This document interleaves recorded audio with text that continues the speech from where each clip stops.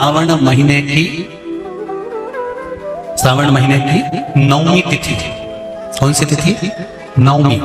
चाहे शुक्ल पक्ष की हो चाहे कृष्ण पक्ष की हो।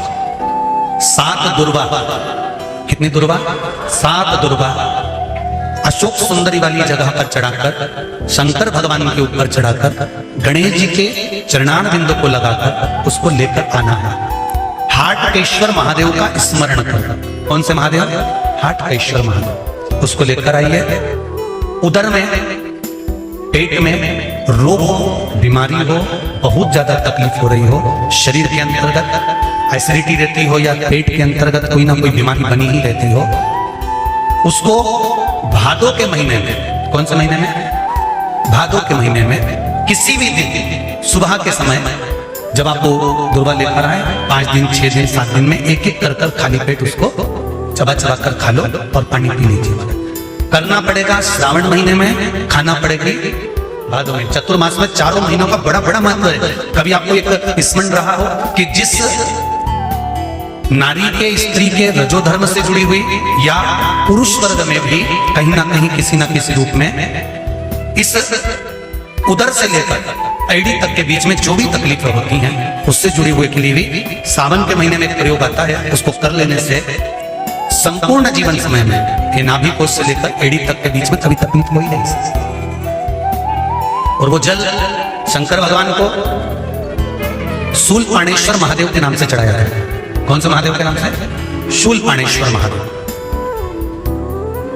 शूलपाणेश्वर उसका भी स्थान है कि वो जल कहां चढ़ता है। तो पहले तो नवमी तिथि का दुर्वा प्रयोग भगवान शंकर को समर्पित करते हुए, अशोक सुंदरी वाली जगह पर समर्पित करते हुए श्री गणेश जी महाराज को कहकर, आपको याद होगा जिस समय पर श्री गणेश जी महाराज कुबेर जी महाराज के घर में भोजन करने गए थे, सारा अन्न भगवान गणेश जी पा गए थे, तब शंकर भगवान ने दुर्वा भेजी थी।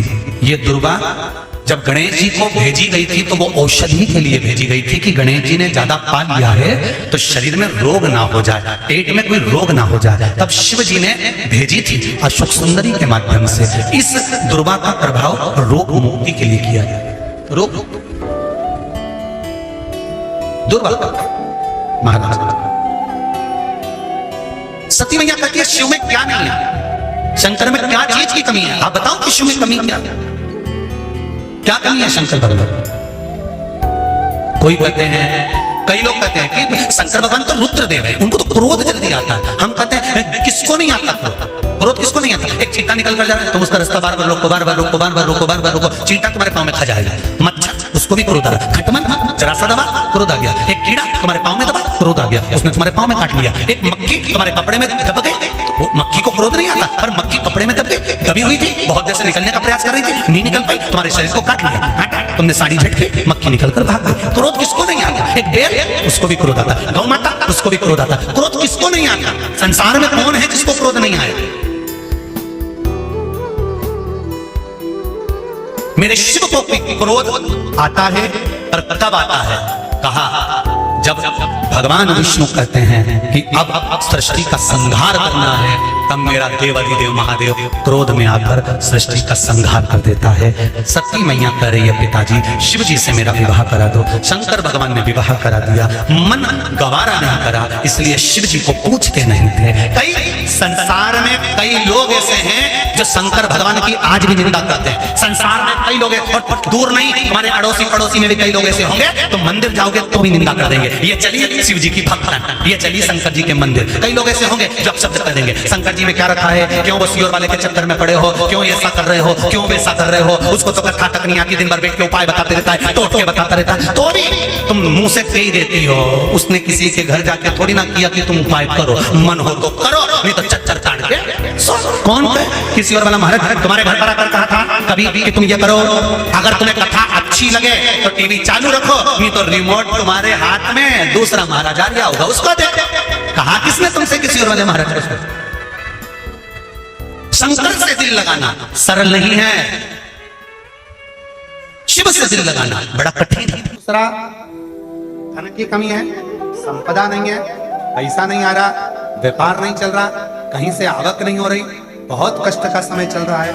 शमी के वृक्ष में शमी के वृक्ष के नीचे जब जाएं और शमी के वृक्ष के नीचे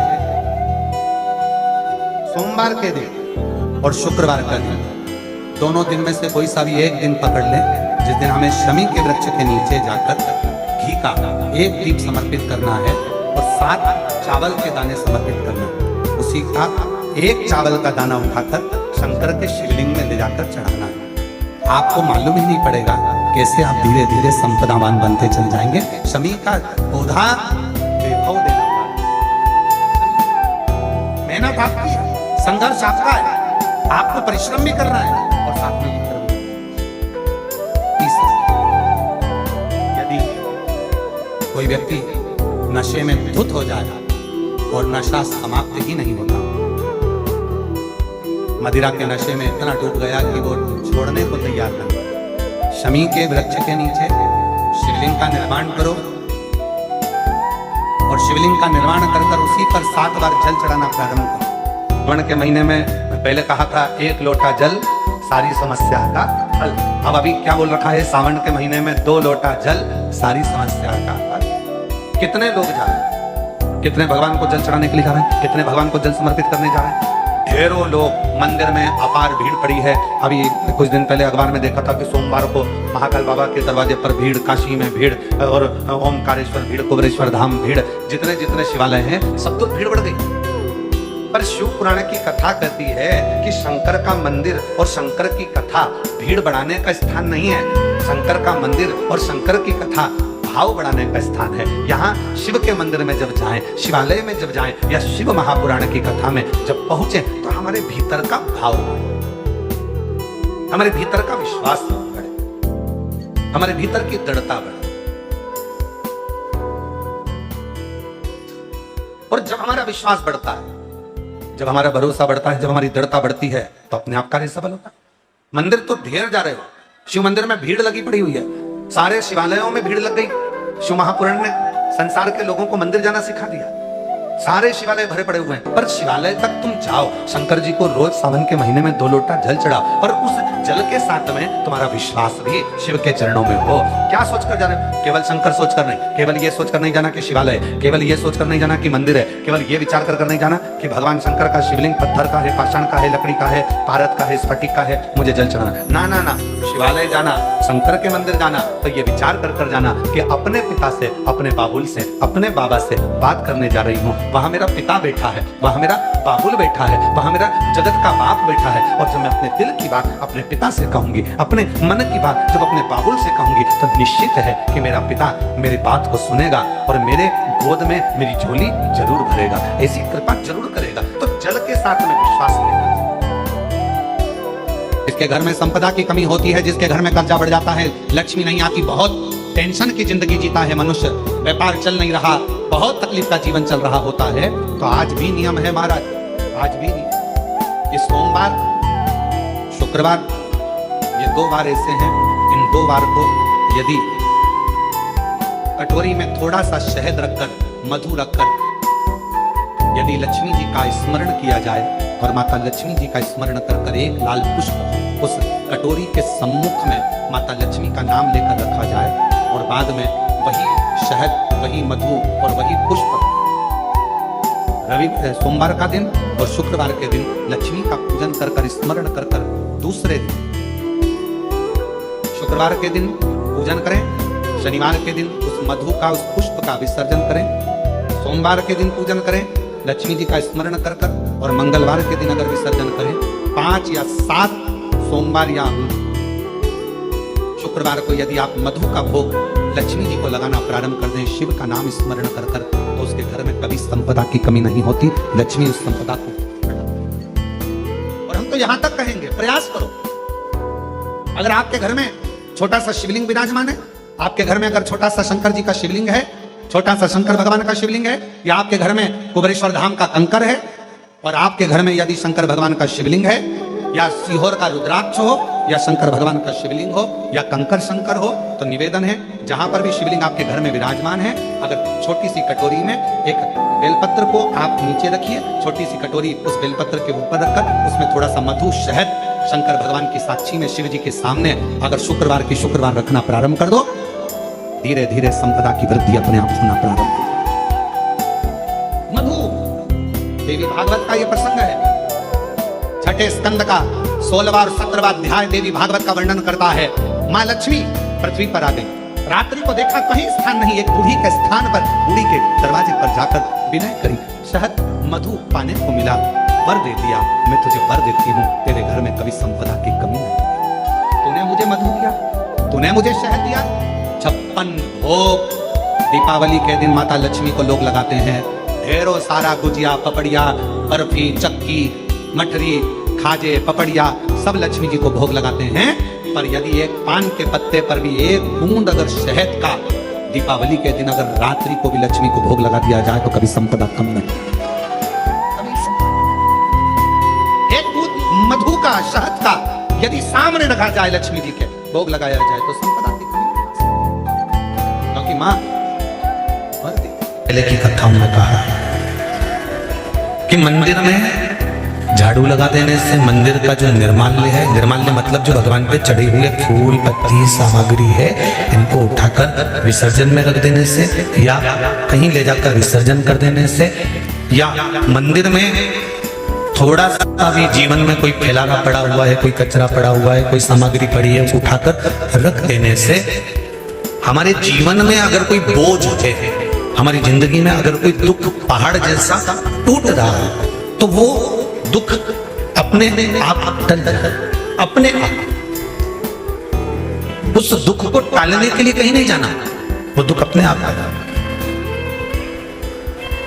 एक बात और स्मरण में रहे, घर में अगर गौ माता है, घर में तुलसी का पौधा है और घर में अगर तुम्हारे बुजुर्ग विराजमान हैं, घर के माता पिता हैं, घर के कोई वृद्ध दादा दादी हैं, घर का कोई बूढ़ा व्यक्ति आपके साथ में रह रहा है, तुलसी का क्यारा है या गौ माता है, तो शिव महापुराण की कथा कहती है जब जिंदगी में कोई भी दुख तुम्हारे घर के दरवाजे को टच करता है, उससे पहले ये 3 जो तुम्हारे घर में है, तुलसी का क्यारा, गौ माता और घर के बुजुर्ग, इनके स्वास्थ्य में अपने आप गड़बड़ी होना प्रारंभ हो जाती है। किस किस में? तुलसी का क्यारा मुरझाने लगेगा, तुलसी सूखने लगेगी, कितनी भी बारिश हो थोड़े दिन अच्छी रहेगी, फिर वापस मुरझा जाएगी। 4 महीना सावन भादो कुमार कार्तिक तो अच्छी रहेगी, फिर वापस वो मुरझा जाएगी। मतलब जरूर घर में कुछ ना कुछ दुख आने वाला। गौ माता बार बार बीमार पड़ रही है, गाय तुम्हारे घर में है, वो चारा नहीं खा रही है, पानी नहीं पी रही है, उसको कोई तकलीफ हो रही है, समझ लेना कि घर में कोई दुख आया होगा, उसने अपने ऊपर ले लिया होगा। घर के बुजुर्ग, घर के माता पिता, घर के बयो, घर के वृद्ध, ये जो घर में जो बड़े होते हैं ना, ये दिन भर बैठकर टीवी के सामने भले शिव पुराण सुनते हो, भजन करते हो, कीर्तन करते हो, मंत्रमाला करते हो, तो घर के बच्चों का, घर के बेटा बेटी का, घर के परिवार के व्यक्ति का सारा दुख ये अपने माथे पर ले लेते हैं। जब घर का बुजुर्ग, गौ माता और तुलसी का पौधा ये अपने मस्तक पर सारा दुख ले लेते हैं, तो हमारे घर का, इस पृथ्वी का वयो वृद्ध बड़ा है कौन? क्योंकि जितने भी देव हैं वो केवल देव हैं। देवताओं का भी घर का अगर कोई बड़ा है तो वो महादेव है। तो हमारे जीवन में अगर दुख आता है तो अगर सिर पर झेलता है तो मेरा महादेव जी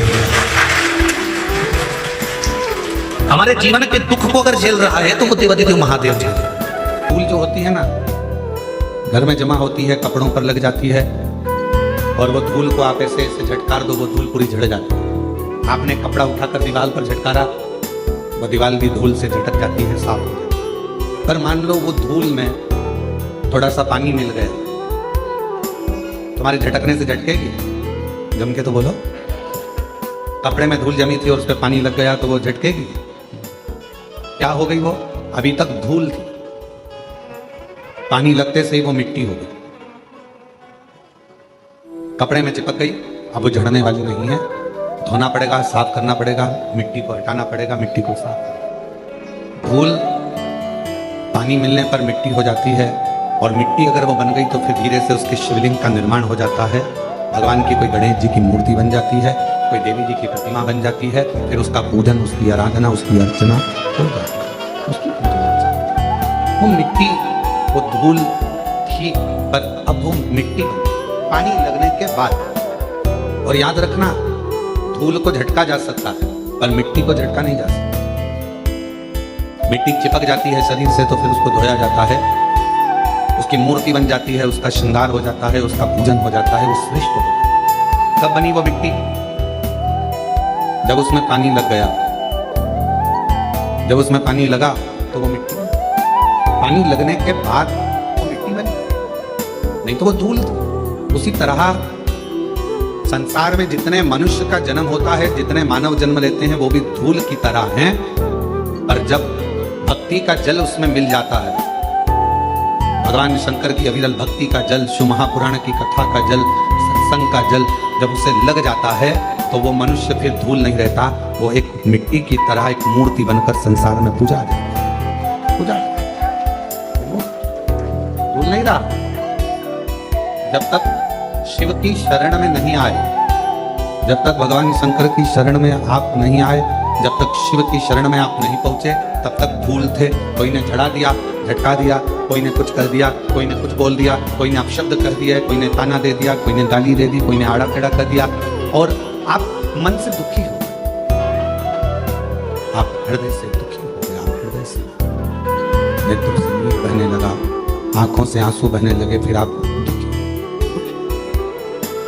पर जब शिव की कृपा हो जाती है, भगवान शंकर की करुणा हो जाती है, जब मेरे उगड़दानी दया करना प्रारंभ कर देते हैं और अपनी भक्ति का थोड़ा सा जल, अपनी भक्ति का थोड़ा सा जल आपके शरीर के इस आत्मा को, चित्त को छूता है, फिर आप केवल साधारण नहीं रहते, आप धूल नहीं रहते, आप कुछ श्रेष्ठ बन जाते हैं, आप कुछ खास बन जाते हैं। और जब आपकी श्रेष्ठता हो जाती है, आप जब कुछ खास बनते हो, श्रेष्ठ बनते हो, आप में कुछ अच्छाइयाँ आ जाती हैं, तो फिर जितना संसार में रहने वाला मानव है, जितना मनुष्य, दुनिया के जितने लोग हैं, फिर आपका आदर, सम्मान, सत्कार करना प्रारंभ करते हैं। श्रेष्ठता, श्रेष्ठता श्रेष्ठता कब आई? श्रेष्ठता कब प्राप्त हुई? श्रेष्ठता कब मिली? जब भगवान की अविरल भक्ति, भगवान के निर्मल भक्ति का जल आपको और हमको प्राप्त हुआ। जब भगवान की अविरल भक्ति का जल आपको और हमको मिला, और कृपा की ना हो जो आदत तुम्हारी, तो सुनी रे